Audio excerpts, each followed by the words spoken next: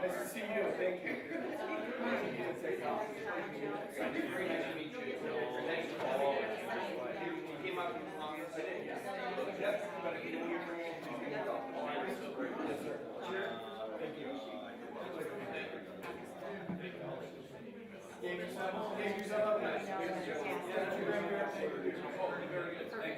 I didn't mean to stick you with that.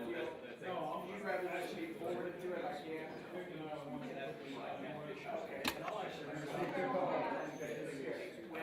Yeah, I get that a lot. When I get people, we find. So, Joel, will this be an in-depth one? What's that? I see there's a lot on the ballot or on the agenda. So a lot of it's just carried over, so it's old business. So I think a couple things to just say, well, we had our second reading, played it to third. Do you think it'd be about 2 hours-ish? I don't think so. Just under. But I'm always wrong. No, because I just want to make sure I have enough. What it should be is like 45 minutes Oh, for what it is. for what it is. But it could be an hour maybe. Okay. I didn't ask Lynn. I should have asked her, but I have 2.5 hours in there, so. Oh, yeah.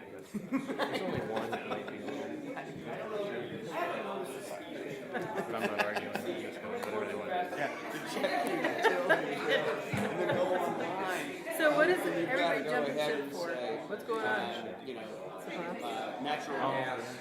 I just heard. Lynn just told me. And then it comes up and there's 20. Lynn and Roger Then when and you use those engineering, groups, what everybody's rated, a lot of it's just, they've been talking about it. Well, I always thought we just kind of talked about it. No, we knew we've been on like the 5-year plan. Same She just told me I was just like, No electricity. I think a lot of people were thinking about it, RCF has and then Bob said, I'm not running again. They're like, well, maybe I'll just go. yeah. Because when things change over, it's just maybe sometimes easier to, if you're able to retire. I am not. Lynn's got 10 years on me, and I'm like, ooh. Yeah, I think hers was a timing thing. There were a few others that were like, well, we'll see how it's going to be. 40% of your Next bill one. is what you buy and resell. We make our money on generation and transmission, and that's fixed. That's right. I just heard, or not, I But they read have to go out and get sources, and he says it's going to be it's going to be 11, 12 I was like, cents. dude, that just, Kilowatt. she gave us our first business No. loan to get Minimum. started, and she walked Minimum. us through, like, Greg and I were like, Yeah, young can you and imagine dumb and like did a- not know what we were doing, and she was so patient. The best human to be in that kind of a business. Well, Oh my see, gosh. Involved in the that's why community. we work on that. Yeah. That's why we're big users, and that's by quality. She's out like riding her bike. They prop and smuggle. I know. They prop That's, and I use love riding bikes, so that's, I'm with her that, Russ's instructions. Oh yeah, and not like Still- that. Surprise. yeah, how's Emma doing? Good. Did she get somewhere? For the She's, summer? yeah, she's at Beulah. Very Nothing real cool. challenging. Everybody signed up. Photography and video and Special posting. metallurgical So for her, it's casting pretty easy. creations Yeah. that they put spent Some of the nuclear stuff she rods, did with you and CAB federal and school government, is and they take way more than what they were. and they're water encased, and the outer wall. Well, if something comes, like, we get a project, because I am traveling crazy this summer. In water. So you might see Willard up here. Great. That won't go through water. So these, But, these two well, no, and then we have this, spent rods in the there, June, and it has a the water next one's the encasement. last one, You know, they're right? For 2 100-year months. cast. So that'll help. Yeah, so anything that comes down my pipe, I will be able to document it, will probably Mountains out in Idaho. She said she'd like to do a project. I think she reached out. They just make the canvas portable. She's got time. Yeah. She And could we be put it, junior this year. 20 miles subterranean in some vacated mountain. Yeah, mine. And she's your youngest, right? Wow. Mary, our youngest, just graduated from high school on Sunday, last Sunday, so like, What do we want to do now? Yeah, our oldest just graduated from college. Yeah. So she's in HR. Oh. She's doing that part time and then she's doing full time. They hired her. She's doing that. That's really cool. I mean, Isn't it that's nice when you see your kiddos start Oh, you know, the things that you hope that they get to do? those briefs that you Yeah, gave. our middle daughter Spot on. chose not to do the fentanyl for a while. State doesn't want to get involved. Now she's doing great. But a lot of praying, biting my tongue, and fights. Yeah. We'll probably have our oldest That a was few years. extremely She was one of the ones that was light. younger. Without, you know, How was the rib pop? I didn't make it.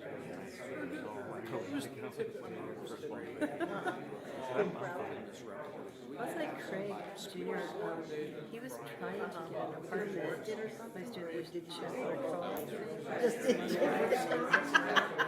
Yeah, He just can't afford it. exactly. Exactly. It ate up 5:30, it's almost I mean, 50% of the tax. He can't charge Home more rule, than that. home rule municipalities have make it. enforcement authorization. Now, it might be a little more difficult. Yeah. They would shut them down if there was legal. That's the hope. Yeah. Thanks. The wastewater. Getting their 3 bone samplers between my wife and Oh, Sharon, so it's like yeah, it wasn't a big one. we ate his bone, we cool, Yeah. both nights, and that was instead of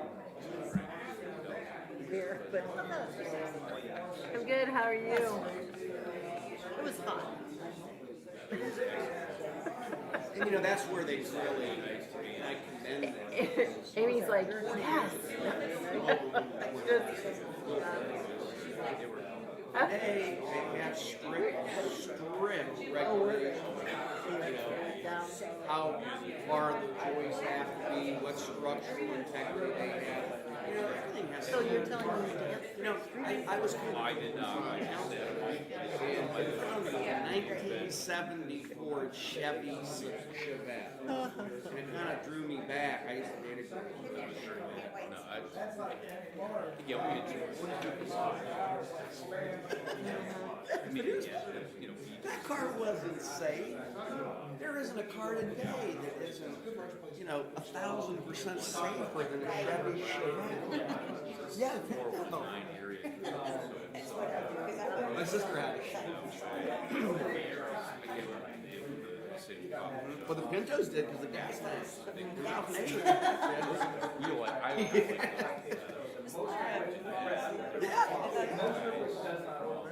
Yeah. Yeah. That was before the Pinto. That was before the Pinto.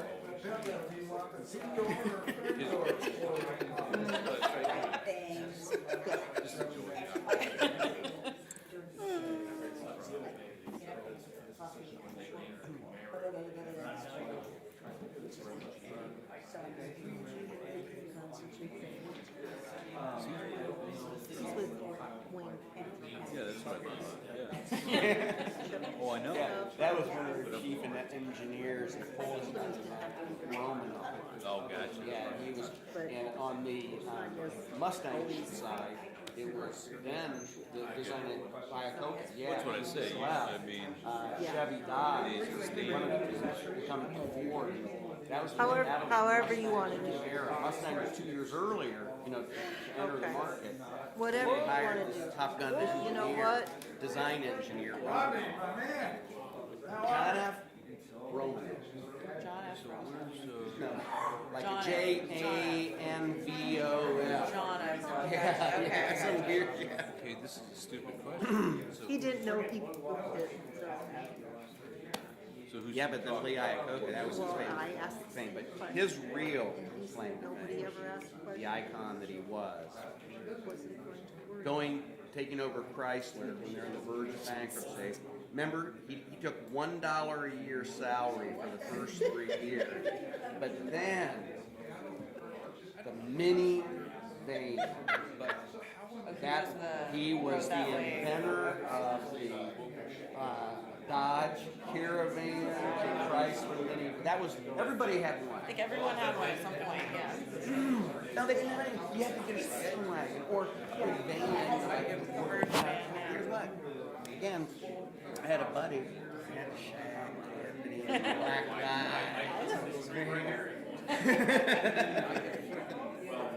It was hot at the drive-in theater, baby.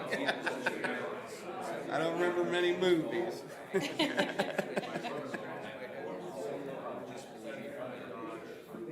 Yeah. Yes, I am right there with you. Yeah. Well, a lot of them put the portholes in, the porthole Around windows, the, yeah. And of course, everybody cut the roof off and popped in the sunroof. You know, the ones that used to pop up and they leak. And everybody does it. I have a calendar on my back door. And I could look into it on this thing, and then it's dark, I would do that. What are we waiting for? We're waiting for Mr.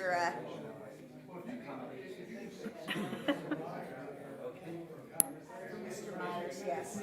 Good to see you. Mr. Scott.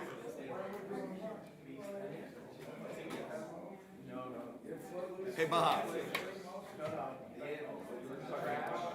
Joel. Get the hook.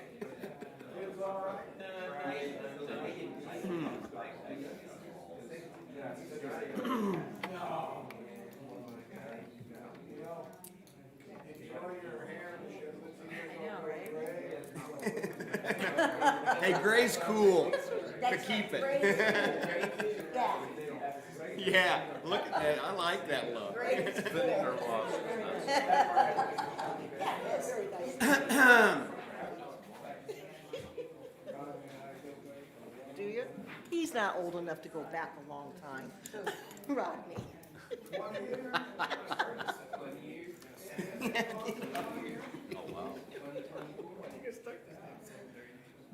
they call those hooks that they used to pull people off stage? Yeah.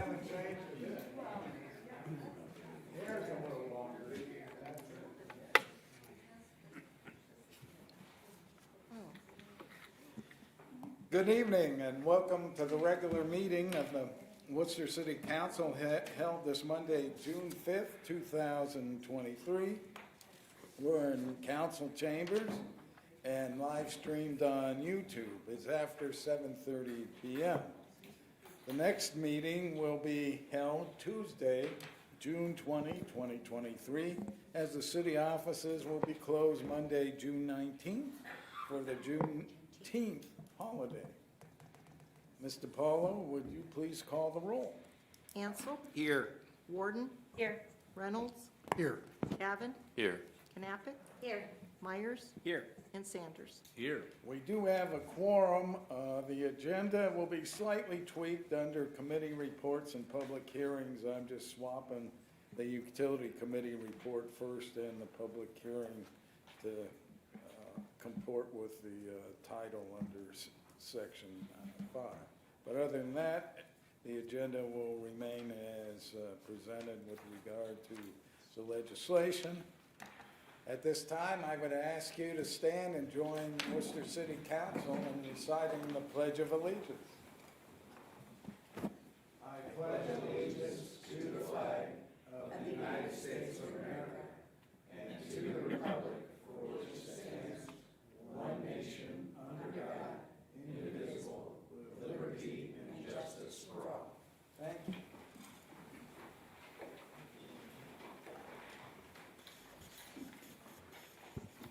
I seek a motion to approve the minutes of May 15th, 2023. So moved. Motion by Ms. Warden to approve the minutes. Is there a second? I'll second that. Second by Mr. Cavan. All in favor of approving the May 15th, 2023 minutes, please say aye. Hi. Those who don't wish to approve, say nay. Seeing no nays, then the minutes are approved for May 15th, 2023. Mayor, welcome. Thank you, President Beitendijk and council members. Nice to see everyone tonight. Just a few things to note for you. The fire team made their move to our utilities building beside the Humane Society. The move went very well, and our Station 1 team is getting comfortable with operating out of the new building. They will be there for at least a year and a half to the fall or winter of 2024. The bid opening to remodel Station 1 next door is scheduled for tomorrow at noon. We've had lots of interest in bid packets, so we're hopeful that we'll get many good bids submitted. Our new city transit service called Share Mobility started on May 20th, so it's been in service for 16 days. And I have not heard of any issues at this point. In fact, Joel said Community Action, who runs this for us, actually got a thank you note. So that's a rarity, but we're pleased people are seeing it in that light. We've received a final draft of our economic development strategic plan. We'll be going over it with City Council, I think, at our next meeting.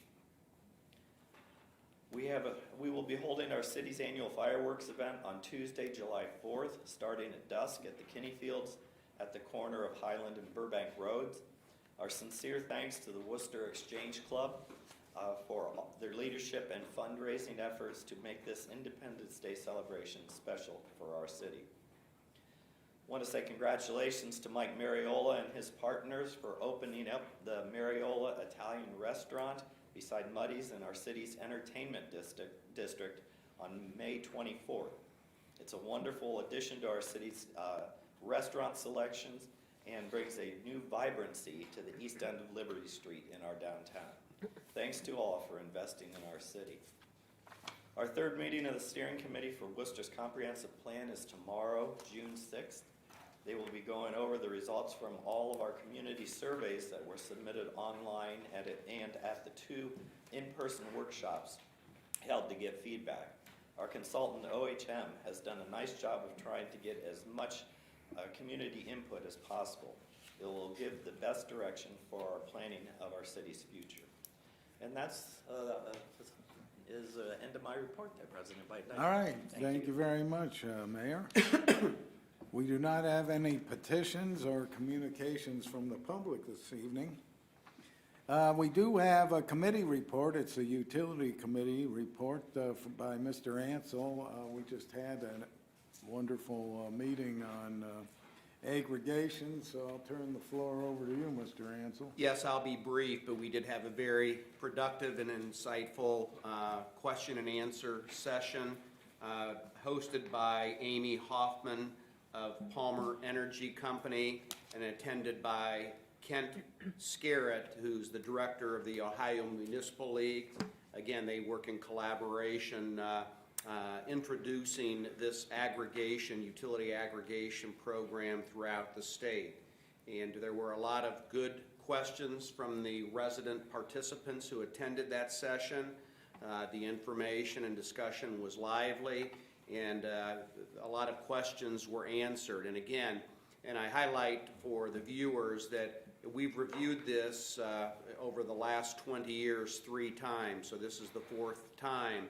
And it certainly was validated through both Palmer Energy and the Ohio Municipal League that the demand for the aggregation process is at a record high right now because the anticipation of the escalating electrical costs and also potentially the natural gas costs. So we're going to have a good cost competitive option. And the unique thing about this is once we go through the process, and we're all aware of the timeline to get this on the November ballot, the consumers will still have the opportunity to either opt in or opt out of the program. It isn't an all in or all out. You can still shop. There were several people here that are reviewing the utility costs on a monthly basis, but it will give them another baseline comparison that will be significantly below the average consumer price within the market or the market-driven price.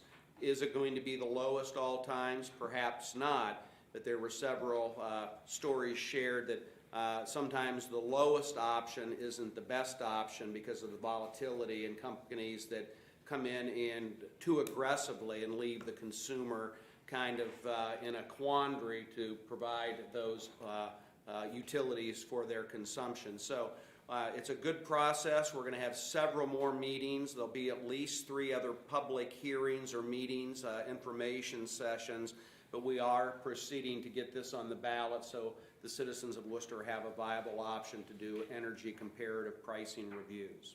So thank you, committee members. It was a fun meeting. Thank you, Mr. Ansel. We do have a public hearing. It'll be with regard to the annual tax budget. It'll be chaired by Mr. Sanders, the chairman of the Finance Committee. So at this point in time, Mr. Sanders, I will turn the floor over to you. Thank you, Mr. President. Yes, we'll call the public hearing to order related to the annual tax budget. The annual tax budget is a requirement of the Ohio Revised Code. The tax budget is a financial plan for the operations of the city for the next calendar year. It identifies how much money is expected from local, state, federal sources, the anticipated carryover fund balance, and how much is needed to carry out city government functions in the next year. The County Budget Commission will set our property tax rates based on this, which should not change. Usually I would ask our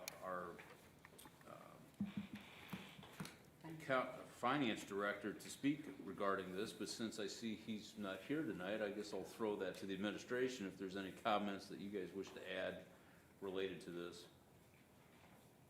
I think you're correct there, Mr. Sanders. It's a normal tax budget, nothing jumping out as out of the ordinary, and Mr. Doherty is the best authority, and he will be here for the next meeting, which I'm assuming you're probably going to leave this on second reading this time. That was the intent. Okay, yes, sir. Yeah. so he can answer any of your questions at the third reading. Right. And Yeah. so All right, thank you. anything else from the Well, with that being a public hearing, is there anyone in the public that has any questions or comments related to the annual tax budget? Well, if not, any council members have any questions? All right, well, we'll say that this, we've had our public hearing. We'll close the public hearing related to the annual tax budget. Thank you. Well, thank you, Mr. Sanders, for chairing the public hearing, and the record will reflect that we did have the public hearing. Brings us to unfinished business. We have a third reading of ordinance 2023-18. It'll be presented by Mr. Reynolds. Mr. Paula, would you please read the title? Ordinance number 2023-18, an ordinance amending chapter 1351.04, amendments of the codified ordinances of the city of Worcester. Mr. Reynolds, the floor is yours. Thank you, Mr. President. Fellow council members, if you'll recall, earlier this year, we approved the reinstatement of a zoning district for mobile home parks, which in 2018 we had taken, or previous councils had taken out of the zoning code. And one of the things that was said when it came back in is there was a desire on the part of council to see some oversight ability on the part of the administration for mobile home parks. And that is what this legislation attempts to address. There are some questions raised at our last meeting by Mr. Myers, and I want to thank Scott for getting those to me so we could try to run down some answers. And I was just the middleman.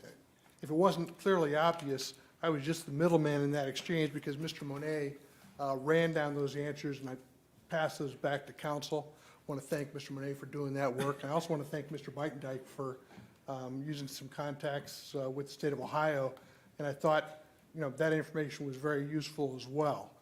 This is really dangerous. I'm going to try to give kind of an overview of where we are on this. And one of the things we're dealing with is preemption. There's federal preemption when it comes to the construction of mobile homes themselves. So we can't touch that. There is state preemption in the terms of how mobile home parks are operated, and we can't touch that to a large extent. so we can fill in the gap, so in a regulatory sense, of what is around that. I mean, the areas involving a mobile home park that aren't preempted by the federal government or by the state government. Now, there's some gray area there as to what that exactly is, and that's a result of a couple things. There's not a lot of case law out there. Normally, when it comes to regulatory matters, the case law kind of fills in the blanks of, okay, where does one governmental authority's jurisdiction start and the other one stop? There's not a lot of clarity here, and there's a couple reasons for that.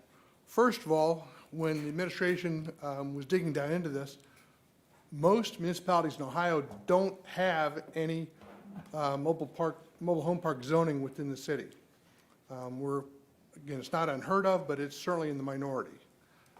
Some of those municipalities that do allow for mobile home parks don't address the issue of regulation of it itself. So there's a lack of comparables out there for us to model after.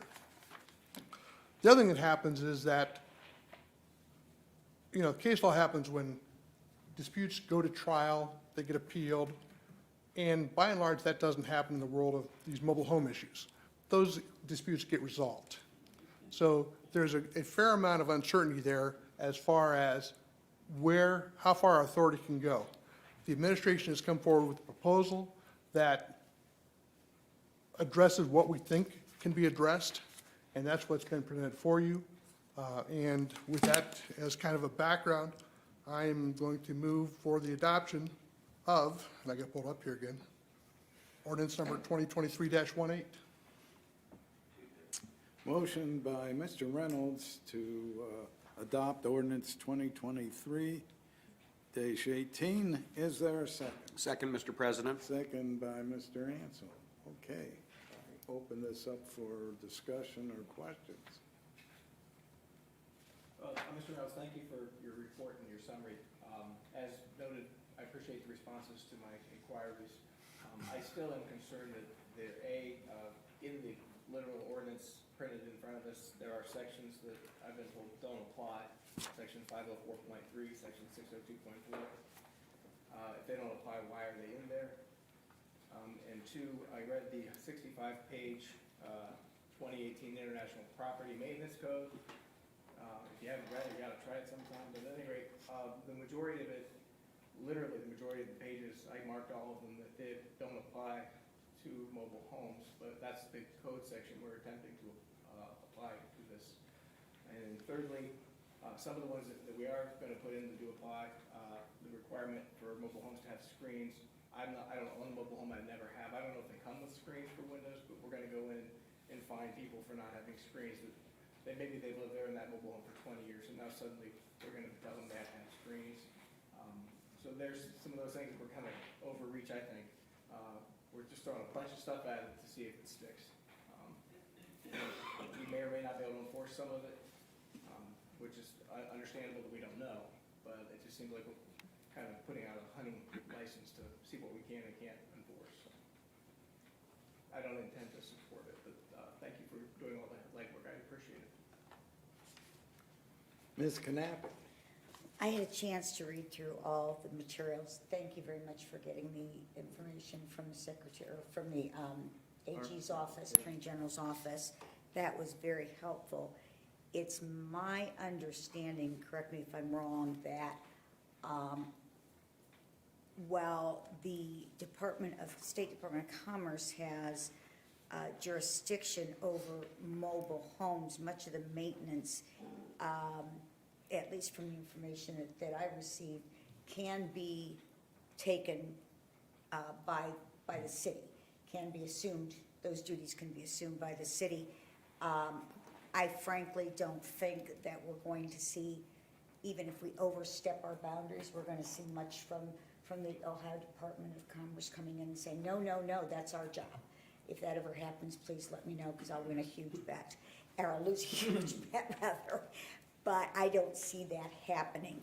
I think that while the amendment allows for quite a bit, I would rather see overreach than underreach, quite frankly. I would rather make sure that we have authority, even if it's in places where the Department of Commerce usurps our authority, but I would rather have that there because I said I don't think they're going to stop, pop into Worcester and say, quit enforcing our laws, or stop taking over our jurisdiction. I just don't anticipate that happening. I would like to see both in the legislation, which I think it does, and also in our application, that the mobile homes be treated the same or at least similarly to our regular housing as much as we can, just to make sure that we can maintain a specific standard in the city of Worcester and people have good and safe and affordable places to live. So while I in part agree with Mr. Myers and part disagree with Mr. Myers, I think that this gives us at least a platform that we can work from. Thank you. I agree with your assessment, Ms. Knappich. Reading the email I got from Mo Nussbaum and reading the Attorney General opinions and various other items that he provided to me, which I disseminated, I'm going to agree that when it comes to building standards, that's pretty much preempted. With regard to health and safety standards, it looks like the city has a pretty wide range of latitude, which has nothing to do with the mandate that the Department of Commerce, has the power with regard to the construction and placement of the mobile home on the site where it's going to be. But in terms of, whether or not there's health and safety hazards, it not only seem that they abdicate their role because they feel, I don't even think that they say they have a real role with regard to that. And I think if you read the tenor of the email Mr. Nussbaum sent to me, I think that they tend to rely on the local community with regard to the health and safety matters, and would prefer it rather than use the valuable resources that the Department of Commerce has. And what I found to be specifically helpful was the Ohio Legislative Service Commission's memorandum from Attorney Andrew Little to the Honorable Steve Arndt. And on the second page of that, I think it's midway through the page. It says manufactured home park regulation. It says the law also states that municipal corporations and townships may not adopt or maintain ordinances or resolutions that conflict with the manufactured home park law. And I agree with that. The statement regarding conflicting laws, however, contains a caveat. Specifically, it provides that the law's provisions regarding manufactured home parks do not preempt any housing, building, health, or safety codes of any municipal corporation or township. And generally speaking, when the law doesn't specifically address something, then, as in we cannot do that, then it leaves it open for the ability to do that.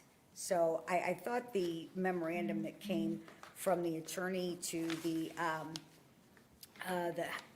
gentleman in the House of Representatives was very helpful, as was the Attorney General's opinion. Thank you. Mr. Scavelli? I just wanted to point out that the Legislative Services memo is faulty in one big area, and that's it ignores federal preemption. So what you're reading is it's talking about state preemption. State preemption is not that big of a deal because the state government only has very limited power on what it controls. You will have heard throughout this, people keep talking about state preemption. It's really not state preemption that's the biggest issue, it's federal preemption. The reason is that state preemption only covers the installation and the foundations and support systems for the individual units. They also regulate licensing of sales and allowing in how an actual manufactured home park works. Federal preemption deals with the actual structure of the manufactured home, okay? So, what that leaves us to regulate, and this is why I say that legislative services memo was faulty, and really, I mean, true information, but incomplete information and misleading. So are you telling me we don't have any right to regulate health and safety? That's a lot different from federal preemption of construction matters. Sure. So what are you talking about when you talk about health and safety? Well, So cleanliness of the lot, we can deal with basically cosmetic things on the outside for the most part, okay? well, I So think this that's is what we're this talking is what I tell about. people. So this is why when we talk about why we're asking for this code to be passed, it's for one simple, or a couple simple reasons, but one big simple reason. We don't really know, and that's what Mr. Reynolds was trying to get at. We really don't know where preemption fits and where it doesn't. And there's really a dearth of case law on that issue, right? So what we're trying to do is fill in the gaps, okay? Most of the regulation of mobile home parks is preemptive, which we've been trying to explain throughout this entire process. Well, you The say only part- regulation of mobile home parks. I see a big distinction between construction matters and health and safety matters. So And, here's, and what you've talked about in terms of federal preemption, it seems basically with terms of construction, because I remember about 30 years ago, when these laws were passed, is that a manufactured home should be given the same treatment as brick and mortar and stick construction homes. And I think that's where the federal preemption lies. And the issues that we've had in the past that the administration keeps referring to with regard to the Larwell Mobile Home Park, a lot of that had to do with health and safety and not with construction. well, let me explain real quick what I mean by that, and then I'll be quiet then. But what I really mean by that is that, so there's two ends of this, okay? So a carport, okay, or a outbuilding, okay, we can regulate those things. We can regulate those things from the beginning to the end because they're just a building in the city, okay? So that's no problem. On the other end, what's clearly preempted is if there's a roof problem, okay, on the mobile home or the manufactured home itself. That's something we pretty clearly can't regulate. And when some places have tried, they run into problems because even if they try to follow the HUD code for the federal regulations explicitly, they still run into problems because they say, well, the penalties you have are different than what the federal government has. So you can't enforce that type of thing. So those are the two ends of the spectrum. The question is what's in the middle. I think if you're talking about length of grass, you're good to regulate. If you're talking about trash on the outside, you're probably good to regulate. But we probably don't have a reason to go inside, right, to see if there's problems on the inside. Because a lot of times the reason we can do that, and all the attorneys on council will understand this, the reason we have the reason to go inside is because we have probable cause based on exterior issues to go inside. Well, we're not going to have probable cause because we can't even regulate those things most of the time. So what this is an attempt to do, okay, is find those cracks. Okay, that's why it's so broad. And then Mr. Myers criticizes the broadness of it. But the reason it's so broad is we're trying to find those cracks. And the only way we can do that is by, giving us a wide berth as possible to go to the places we actually can regulate and deal with it there. And that way we can try to protect the people living in those manufactured home parks at the same level as everyone else in the city to the extent possible under the law. And that's why we ask that you pass this tonight. Thank you. I have a question. Sure. Does this apply only to mobile homes that are located inside of a mobile home park? No, Okay, but that's only ones that are gonna be here because we only have so many R5s. okay. So, but these maintenance issues don't apply to other mobile homes they do? Yeah, there's a few other homes scattered throughout that aren't in an R. I'm just thinking of one in particular that doesn't even have a door half of the time or windows. Then it would apply to that, but the problem is when you get into the construction part of it, and that's where you run into some problems. Except for that if they don't have screens. Well, we can put them in jail, right? Screens would be an interesting issue. Well, it's and in the I know law they that- wanted us to pass. Well, again, where the law doesn't apply, it would not be enforced, okay? Just like, we have lots of laws like that. I think you talk about license plates on bikes a lot. Yeah. That's one of those, right? That's a law that we don't necessarily enforce. So there would be parts of this that don't get enforced because they don't apply. I think screens would be an interesting issue. Actually, that's one of those gray areas, you're not gonna find any case law on that. But we don't require screens on houses. We Why do. would we require them? If we, So it's not enforced at all. if we were to try to enforce. Don't come to my house. If we were trying to enforce that, would that fall under the manufacturer of the home itself? That's a wonderful, and Scott. That was the thank you for question that. I asked. Do they come if they come standard, it becomes part of the manufacturer, which we cannot apply the law. And If they- that's why that's a wonderful example. Yeah. But I think most of the time, we're gonna try to regulate where we can regulate, and that's really why to use the broad swath here. Ms. Knapp. I'm a little bit confused, but one of the things is we've been talking about this for a long time, and what I recall hearing was a little bit of federal law preempts and a lot of Ohio law preempts. That's what Now I'm hearing it's a lot of federal law preempts Changing that. and some Ohio law preempts, but not as much as we were led to believe before. And I'm not saying any allegations that anyone misled us. But there are 3 attorneys up on this panel. I'd like to see the research from the federal. Mike was nice enough, Mr. Breitendijk was nice enough to take his own time and get the research from the state, which gave us more information than we previously had. And it took me all of 2 seconds on the Ohio State Bar Association research site to find a case in Illinois. Now, I obviously haven't had the chance to read it, but this is information that I think would be helpful, not just the attorneys, to everybody on council to know. Now we know exactly where we're preempted on state law. I'd like to know exactly, for myself, for facts, exactly what is preempted. I sent you a memo back when we first passed the law, if you refer back to that. I memo remember sent that you memo. Months and months ago. I remember that. You'll be able to see that. Oh, I did, I read that, but And quite you'll be able frank, to see the research as well.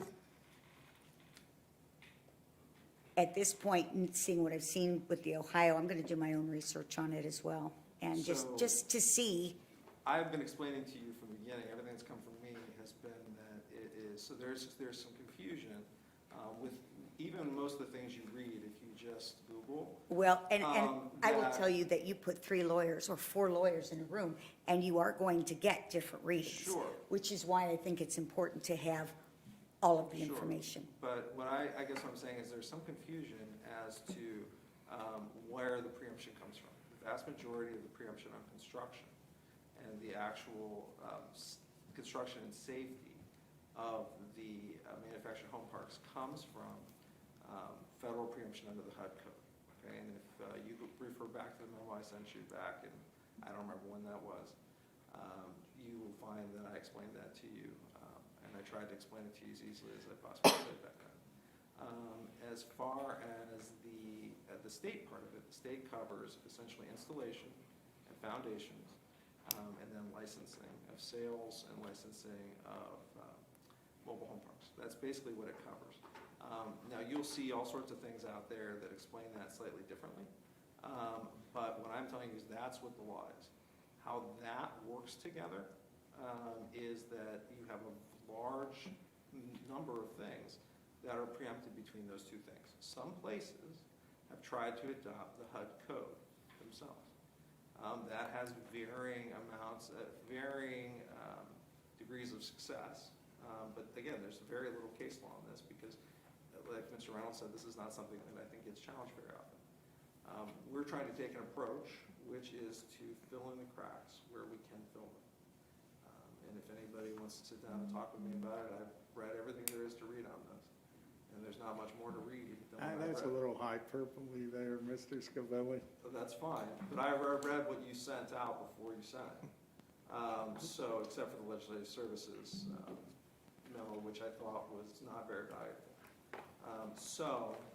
If there's any other questions, I'd be happy to answer them. but we would really recommend that you pass this tonight.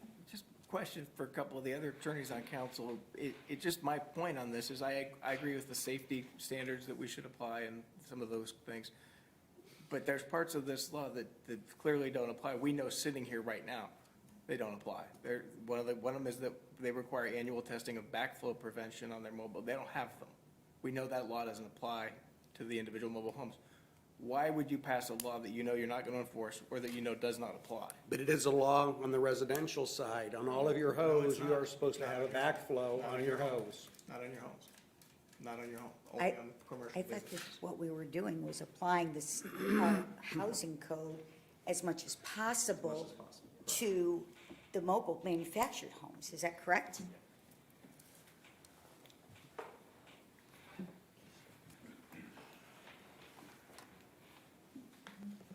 Yes, Ms. Knappich, I think you're exactly on the money, and Mr. Beitendijk as well, when you agreed with that. That's essentially what we're trying to do.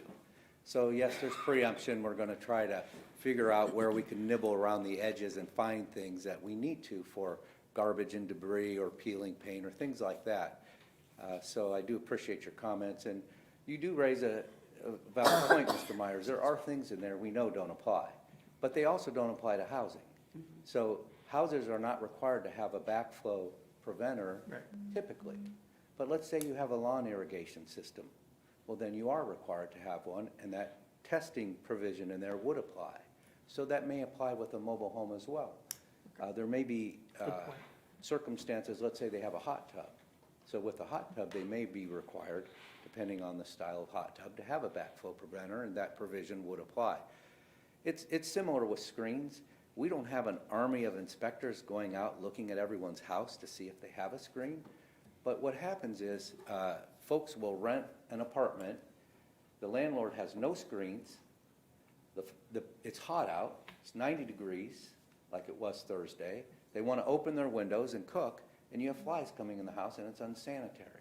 So in those cases, we make sure that rental properties have screens, and that's part of our inspection. When we go into some of the RT district homes, we make sure they have screens. And we've met with Metro to make sure that the houses that they rent have screens. So it is an issue.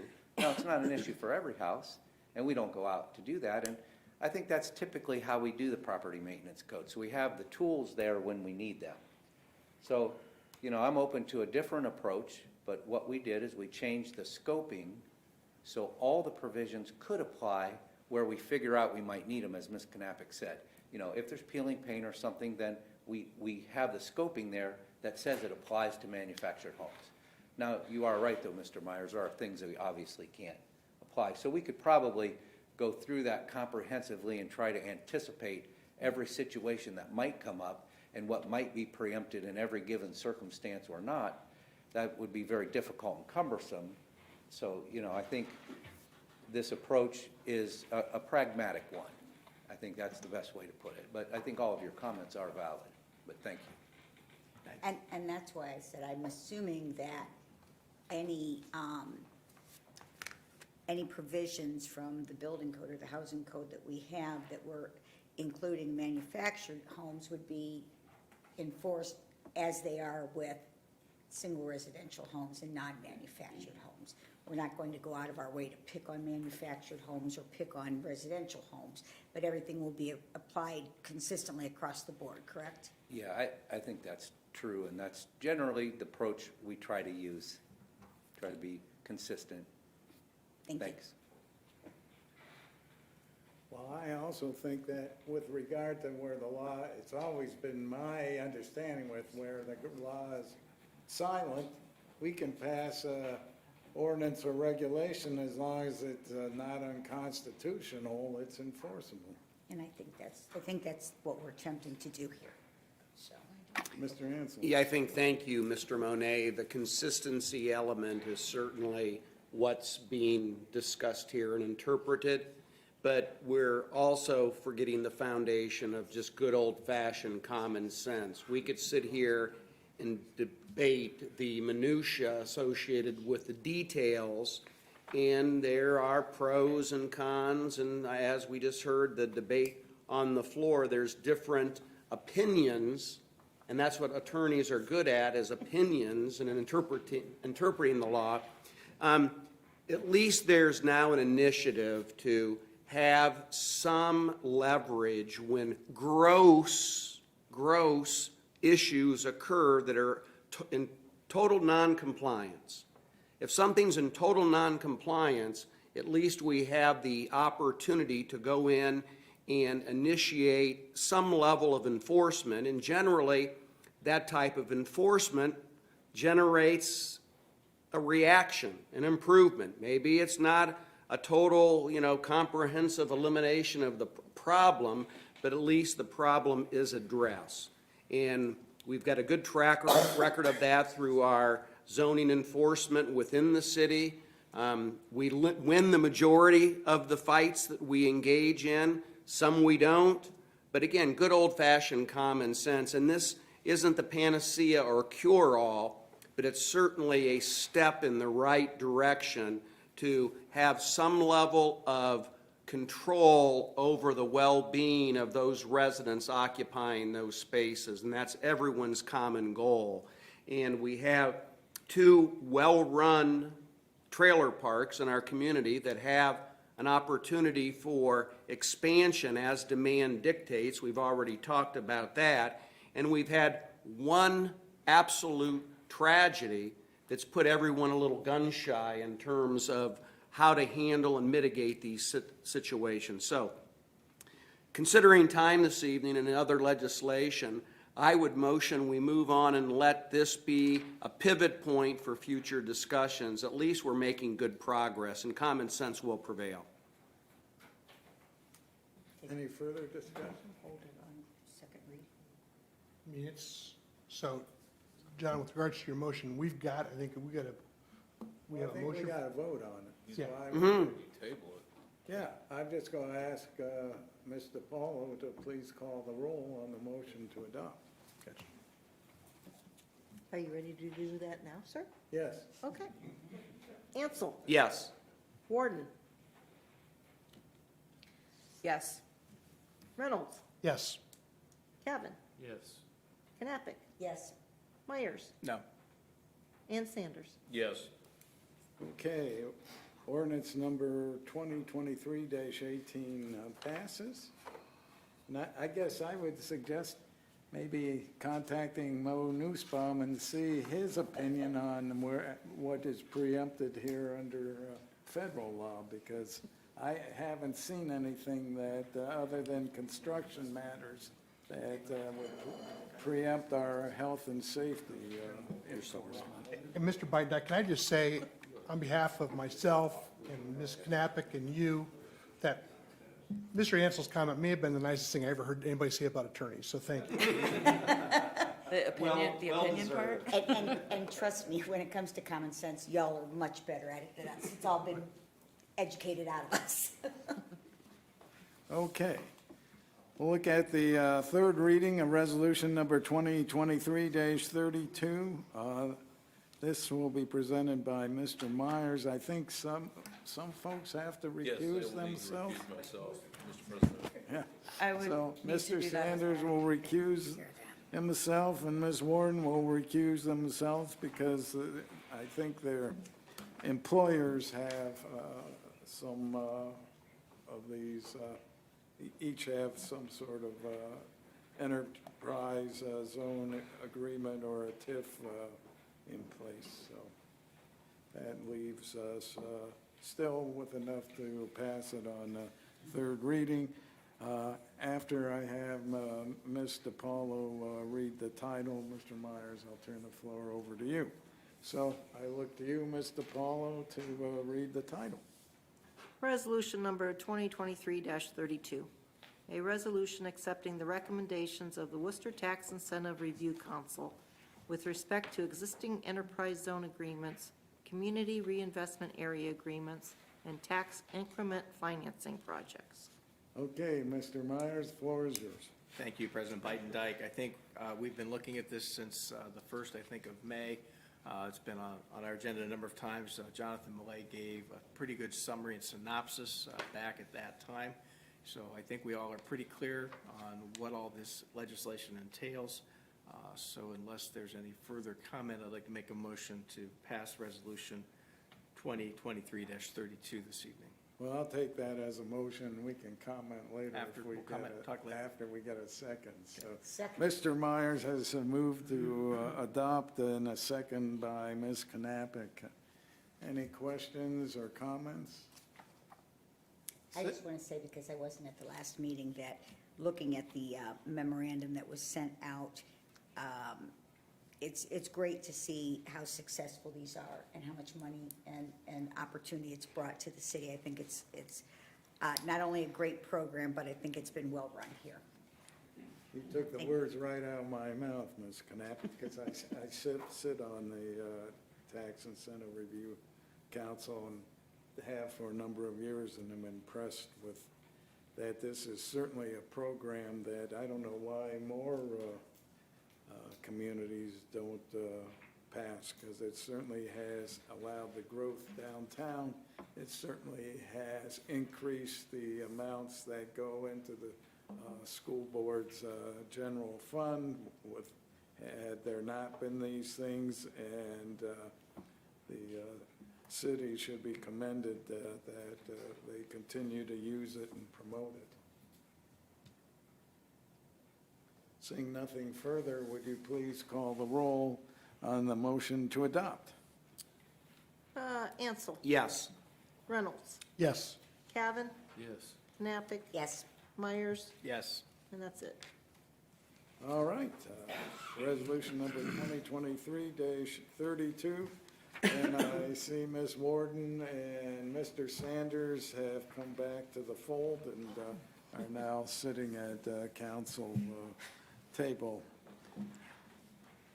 Now we're looking at the third reading of resolution number 2023-33. It'll be presented by Mr. Reynolds. Mr. Paulo, would you please read the title? Resolution number 2023-33, a resolution petitioning the Board of County Commissioners of Wayne County, Ohio, for a change of township lines to conform with the corporation limits of the city of Worcester and allowing for immediate enactment. Mr. Reynolds, the floor is yours again.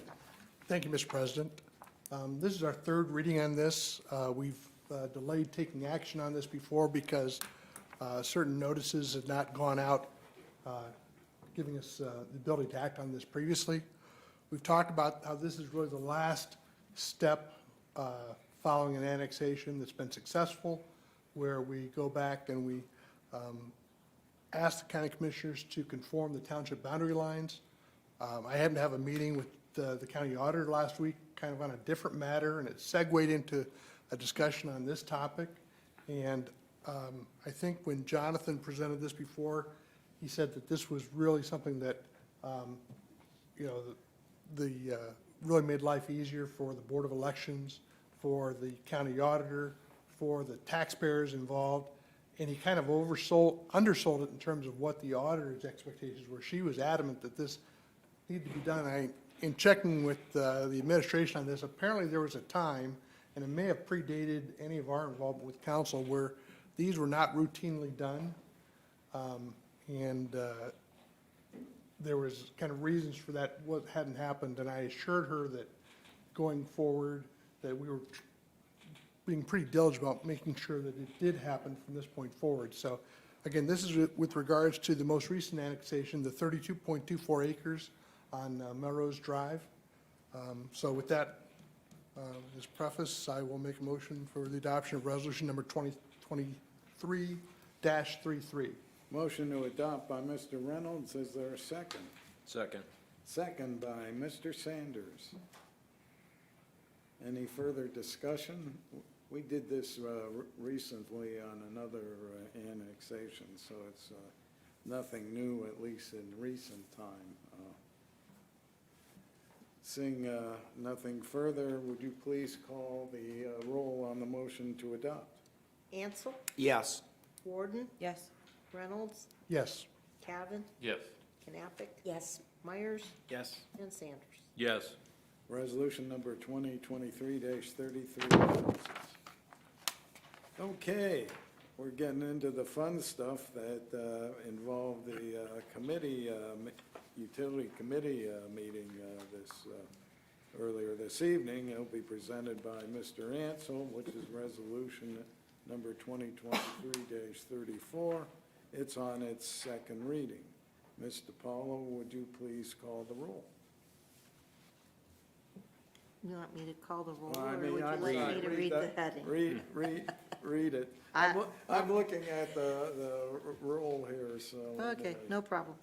Resolution number 2023-34, a resolution authorizing all actions necessary to effect a governmental electricity aggregation program with opt-out provisions pursuant to Section 4928.20 of the Ohio Revised Code, directing the Wayne County Board of Elections to submit a ballot question to the electors. Mr. Ansel, the floor is yours. Yes, I will be brief because we've covered this in great length and we understand the process. We'll keep this resolution on second reading this evening. The plan will be to have the third reading at our next council session on the 20th, of which we will vote, and if approved, this will be on the November ballot for the residents to make the decision on the energy aggregation. So that being noted, this will remain on second reading this evening. Yes, Ms. Can I Knapp? just add one thing? I'm sorry. Per law, we're required to have 2 public hearings. If this passes at the next reading, we're required to have 2 public hearings. I would ask the administration that they televise those so that people who are not available to come in and be at the hearings. This is a big issue for a lot of people, and it involves money that, for example, the elderly who may not be able to get out to a public hearing, or I know when my kids were at home, it was hard to get out in an evening because they were there, and I'm certain you don't want 2- and 3-year-olds brought to a hearing. So I was thinking if we could do that and have that televised, it would be helpful to the general public. Great Thank you. And that being noted, as Joel outlines, the 2 public hearings that are required or mandated by law can be held on the same day.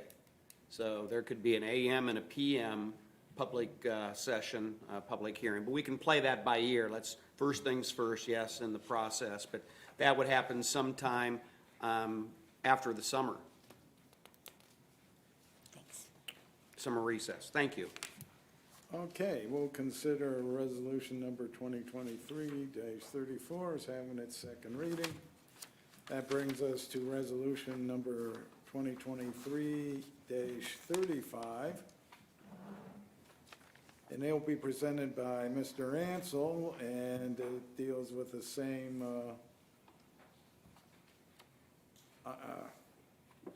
election ballot issue, except with regard to natural gas aggregation. But before I get to you, Mr. Ansel, Mr. Paula, would you please read the title?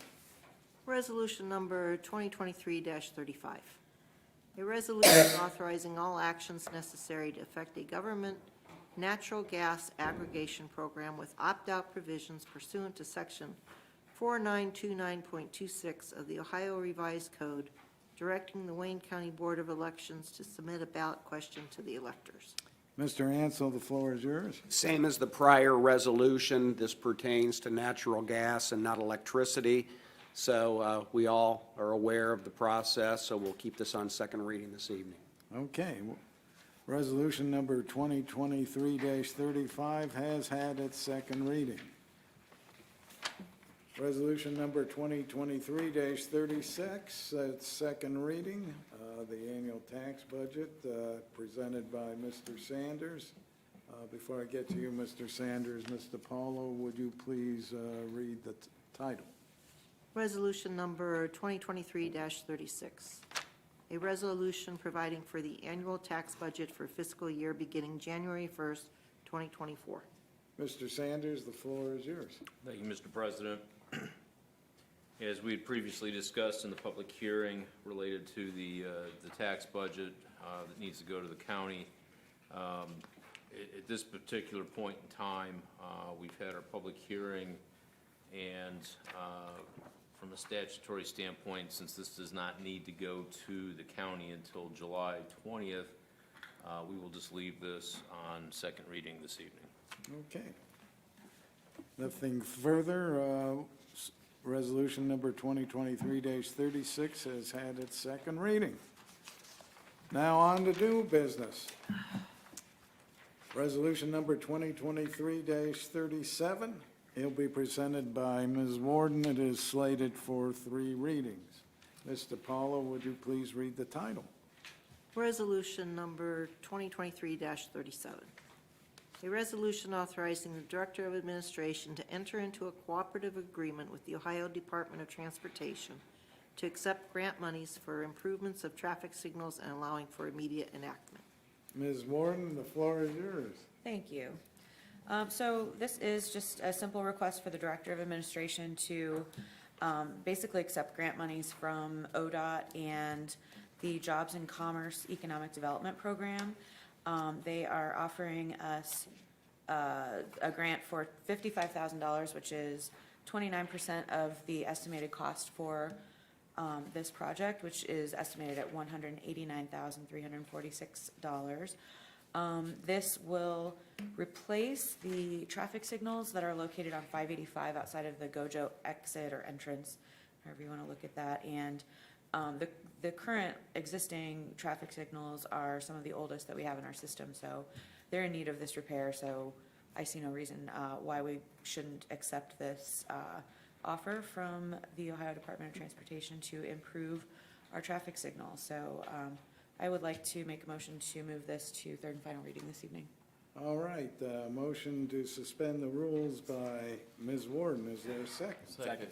Second by Mr. Myers. Would you please call the roll on the motion to suspend the rules? Ansel, Yes. Warden, Yes. Reynolds, Yes. Cavan, Yes. Knappich. Yes. Myers. Yes. And Sanders. Yes. The rules have been suspended. I look to you again, Ms. Warden. Thank you. I make a motion to adopt. Motion to adopt by Ms. Warden. Is there a second? Second. Second by Ms. Knappich. Any further discussion? I said this before, I think people would be surprised at how much traffic signals cost, and that somewhere where it's appropriate, how prudent it is to put a traffic circle, because it's a lot less costly in the long run, not to mention the safety aspects, and it doesn't have to be replaced because of the fact it's a mechanical or electrical device. At least that's my take on it. Seeing anything further? Seeing none, would you please call the roll on the motion to adopt? Ansel, Yes. Warden, Yes. Reynolds, Yes. Cavan, Yes. Knappich. Yes. Myers. Yes. And Sanders. Yes. Resolution number 2023-37 passes. That brings us to Mr. Cavan's resolution number 2023-38. It is slated for 3 readings. Before I get to you, Mr. Cavan, Mr. Paul, once again, would you please read the title? Resolution number 2023-38. A resolution authorizing the Director of Administration to enter into a contract with Axon for the purchase of Axon body cameras and allowing for immediate enactment. Mr. Cavan, the floor is yours, sir. Thank you, Mr. President. At the beginning of July 2023, our budgeted contract with Axon body cameras and storage evidence is coming to an end. It's time to re-up. In the same line of thinking, our cameras are at the end of their useful life, I've been told, starting to see glitches from time to time. They're a necessary item. I did speak with Assistant Chief Rotolo, and they are very happy with the company, the provider. They're happy with the service. It's something that we do need. We do have to have it. We're looking at a 4-year contract, actually a 5-year. The one is already budgeted, I believe. So we're looking at extending it 4 further years to complete at the end of 2028. would be the end of the contract we're talking about here. That does include 49 body cameras, storage for the cameras, docking stations, and all the accessories that are needed. Because this contract is at the beginning of July, I would like to move this along and put it on third and final reading this evening. All right. Motion to suspend the rules by Mr. Cavan. Is there a second? Second. Second by Mr. Ansel. Would you please call the roll on the motion to suspend the rules? Ansel? Yes. Warden? Yes. Reynolds? Yes. Cavan? Yes. Knappich? Yes. Myers? Yes. And Sanders. Yes. Rules have been suspended. Mr. Cavan? Yes, I would make a motion to adopt. Motion to adopt by Mr. Cavan. Is there a second? Second. Second by Mr. Myers. Any comments, questions? I see Chief Rotolo sitting, no, that's No. Mr. Lemon. Yep. Sorry there, Tony. I would, if I could, just to clarify, Mr. Cavan did an excellent job explaining. The one thing I think, just for the viewers at home, so you understand, when you say storage for the cameras, it's not boxes to put them in, it's like data storage, so. It's like cloud. Correct, Cloud yeah. storage, yes. Those are held for a finite amount of time, I know. I'm not sure exactly how long. But, you know, with evidence and court proceedings and things like that, there is a life to it. Well, I assume when all appeals are exhausted that you can delete the video, right? Swipe to the left. Well, you know,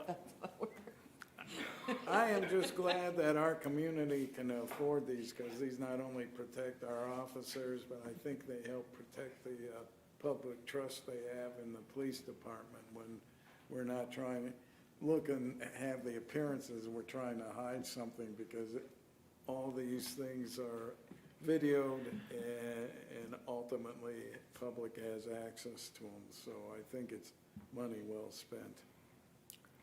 Mr. Bidenike, I would agree wholeheartedly with that. And, you know, it's a pretty big jump from the last contract to this contract. But I don't think this is an area that we want to try to cut corners on. I mean, I think not having quality services here could come back, and the costs in a lot of ways would far outweigh what we're looking at here. Yes, Assistant Chief Rotolo had informed me too that it's not just this particular manufacturer, the cost is going up industry-wide. So even though it has gone up, they're still not the highest priced server, so. And a lot of that storage costs, from the last contract, we didn't have unlimited storage. We've had to go to unlimited storage, so that increased the cost as well.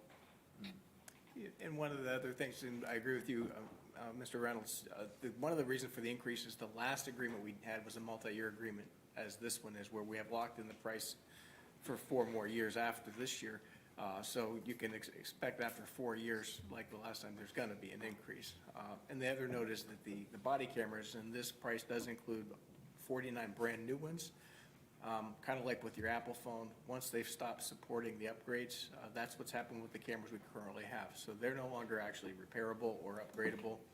They're at the end of their life because the manufacturer is no longer supporting it. So we didn't have a lot of choice in that part, but we've gotten good use out of them, and it's been a good vendor relationship, so. Thank you. Mr. Biden, we were just discussing over here, you remember the opioid dollars, the settlement? Right. We think that this might be something that could be applied to in future years, so we're not sure at this point, but I think there's a good likelihood for hopefully to bring some of the costs down the line. That would be fantastic, because that really isn't coming out of the actual tax collection money. So that'd be wonderful. I just can't imagine operating a department our size without them. And frankly, every once in a while, an article catches my eye in another jurisdiction or another state, and the police chief lamenting, wish we had body cameras for our police department. I'm just glad we can provide them for our officers in the city. Yeah, basically now it's a necessity. So,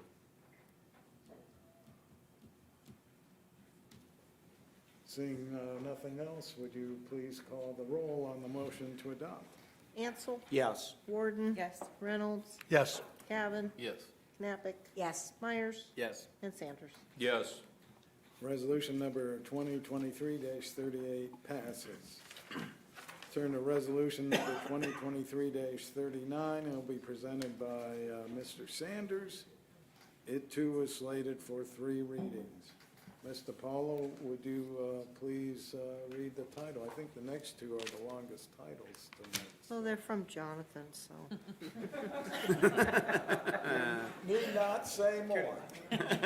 Resolution number 2023-39. A resolution also authorizing the mayor to enter into a partnership agreement with Wayne County and the city of Oroville for making an application to the Ohio Department of Development for a Small Cities Community Development Block Grant for Community Housing Impact and Preservation CHIP funds for immediate enactment. And I do happen to see Mr. Rodney Mitchell from the Community Development, and welcome. And did you bring a colleague here? She stares it, so. I run the program. Oh, okay. So you actually brought the grand high poobah of the program with you, so. I'm not sure if I'd be able to make it. Okay. Okay. All right, well, Mr. Sanders, the floor is yours, sir. And Mr. Bidendyke, if Wayne Metro is involved in this one, I knew they were involved in the next piece of legislation, but if Wayne Metro is involved in this one, as I'm counsel for Wayne Metro, so I need to recuse myself. Okay.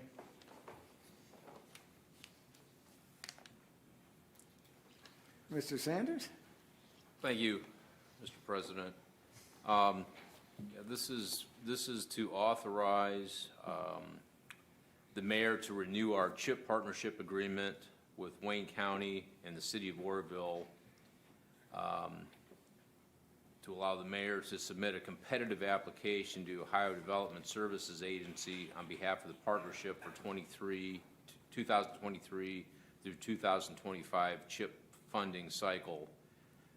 Grant applications are extremely competitive and scored on a myriad of criteria, which changes from year to year. For the current funding cycle, Ohio Department of Development continues to encourage communities to form partnerships when filing applications. As the lead, the city would apply to DOD for an estimated $1,045,000 in CHIP funds, expend these funds for projects countywide, and then do reimbursement through the grant. $350,000 of these funds would be spent in the city of Worcester, within the city of Worcester limits.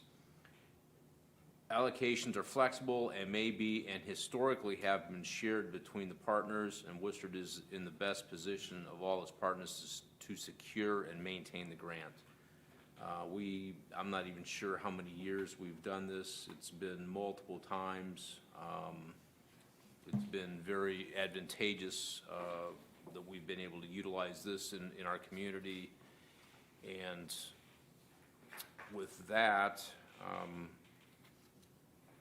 I would motion to suspend the rules of council and place this on third and final reading.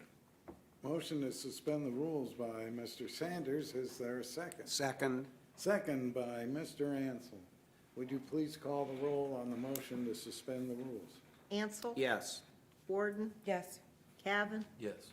Knappich? Yes. Myers? Yes. And Sanders. Yes. Rules are suspended. I look to you again, Mr. Sanders. I would motion to adopt. Motion to adopt by Mr. Sanders. Is there a second? Second. Second by Mr. Myers. Any further discussion, questions? This has been a great program over the years, and it's been well-run by Wayne Metropolitan Housing, and it's nice to see friendly faces here, and I have to embarrass Rodney. I remember when he was a freshman on the Fighting Scott basketball team, but I was much younger then. He hasn't changed. Mr. Brighton? Yes, Ms. Knappich. Thanks. I just would like to point out to the general public, because I know when I started, I didn't know what a CHIP program was. And right now, there's so much discussion about housing for lower and middle income people. And I want to make sure that people understand that what this does is that it preserves housing for low income households and enhances the neighborhood, because it's money that we get that can go into that housing. And the more improved and available lower and middle income housing we have, the better off we are. And this is something that is, I mean, there have been over 677 homes that have been repaired countywide since the inception of the program. And that's pretty impressive. And with interest rates the way they are right now, nobody can afford to move. So it's nice to be able to get these grant funds to fix up our lower and middle income housing. So we appreciate that. Absolutely. President Bikedike, if I could, this is Tanya Sargent. She's been our liaison with Metro Housing on the CHIP program and community action type, or not community action, but other things that with metropolitan housing. So she works very closely with Jonathan and all of these different grants. So I just wanted to give her time in the sun, because she doesn't get to many of these meetings. So thank you, Tanya, for your help. All right, Mr. Paula, would you please call the roll on the motion to adopt? Ansel? Yes. Warden? Yes. Cavan? Yes. Knappich? Yes. Myers? Yes. And Sanders. Yes. Resolution number 2023-39 passes. The penultimate piece of legislation is next, resolution number 2023-40. It is slated for 3 readings. It will be presented by Mr. Sanders. If you would, Mr. Paulo, please call the roll, or please read the title. I'm trying to hurry this meeting along, have you noticed? I did. Resolution number 2023-40. A resolution authorizing the mayor to enter into an agreement with the Wayne Metropolitan Housing Authority for administrative consulting services for a Small Cities Community Development Block Grant for a Community Housing Impact and Preservation CHIP program and for immediate enactment. Mr. Sanders, the floor is yours. Thank you, Mr. President. Yes, now we are engaging, or potentially going to engage, the Wayne Metropolitan Housing Authority as our providing consulting services in administering the CHIP funds that we are anticipating we will be receiving with our Worcester-Wayne County Orville Partnership.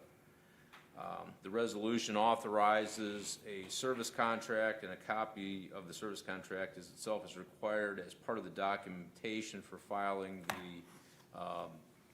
the CHIP application. These services are anticipated, the maximum total cost of these services is anticipated to be $125,400. As we've previously stated, Wayne Metro Housing has done this for us. I'm not sure that they've done it every time that we've done this, but they have done it many other times. They do a great job. And with that, I would motion to suspend the rules of council and place this on third and final reading. Motion to suspend the rules by Mr. Sanders. Is there a second? Second. Second by Ms. Knappich. Would you please call the roll on the suspension of the rules? Ansel? Yes. Warden? Yes. Cavan? Yes. Knappich? Yes. Myers? Yes. And Sanders. Yes. Rules have been suspended. I'll look to you for the last time this evening, Mr. Motion to Sanders. adopt. Motion to adopt by Mr. Sanders. Is there a second? Second. Second by Mr. Myers. Mr. Sanders, Yes. did the individuals who came this evening wish to speak on this issue, or? Okay.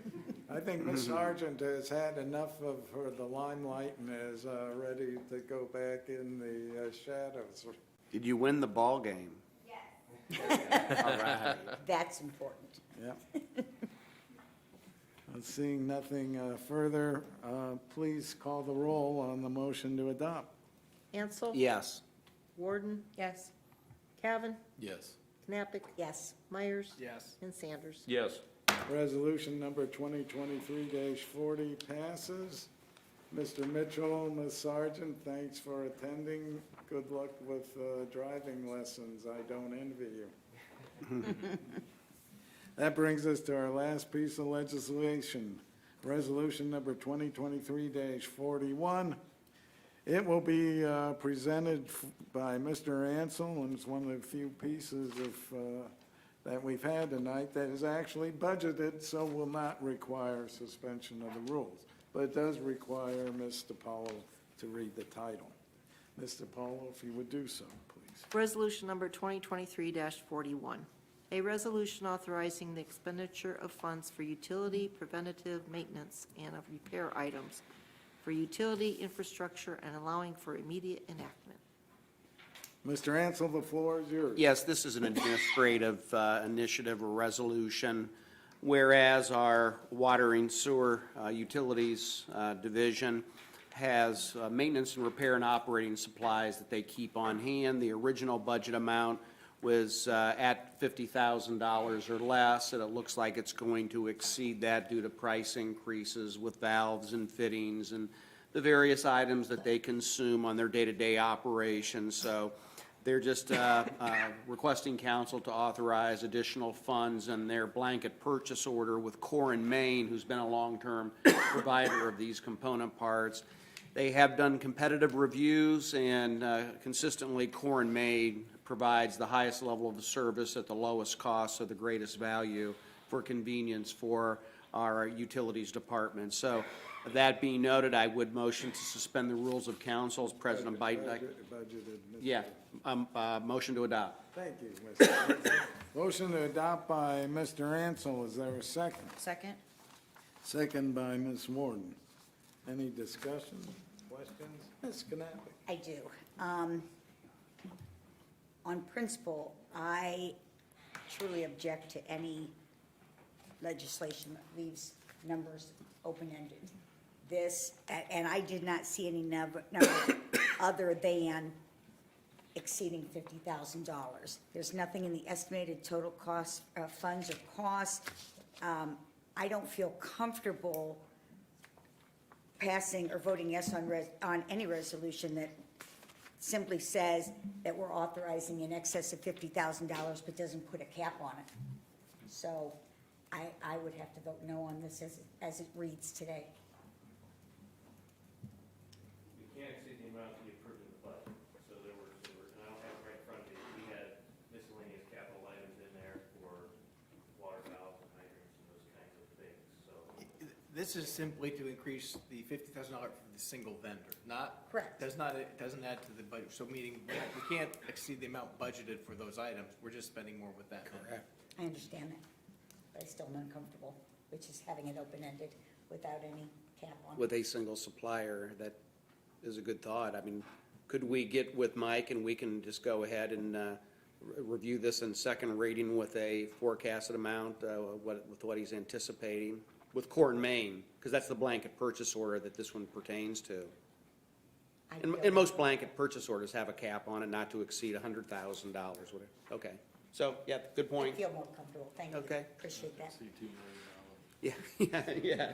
So we'll keep this on first reading this evening I and think you'll have to move to Let you guys withdraw the. move to withdraw the motion to adopt.